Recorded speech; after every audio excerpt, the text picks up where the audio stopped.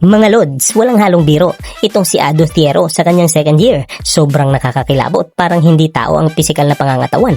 Isang tunay na freak of nature at gustong gusto ko na napakabagsik din niyang dumipensa. Para siyang bouncer na bawal malusutan sa pinto. May isang problema lang talaga sa kanya pero mamaya ko na yan hihimayin. Pero sa totoo lang, may paki pa ba tayo sa butas na yun kung ang lahat naman ng ibang aspeto ng laro niya ay nasa elite level na? At feeling ko rin si Luka Doncic ang tadhana at perfect match na point guard para kay Ado Thiero. Isipin mo, lumilipad si Thiero para sa loob. Tapos si Luka naman ay mahilig maghagis ng bola sa ere na parang namamahagi ng ayuda. Kombo ng taon talaga. Nakaupo pa nga si Rob Pelinka sa courtside na parang may lihim ng ngiti. Alam mong bumubulong sa sarili niya ng grabe, henyo talaga ako. Alam kong tama ang desisyon kong i-draft ang batang to sa second round. Ang matinding twist dito, milagro na hindi pa siya pinamigay ni Pelinka kapalit ng isang 38 years old na veteran. Pero ayun na nga, bumalik tayo sa nabanggit kong isang problema niya.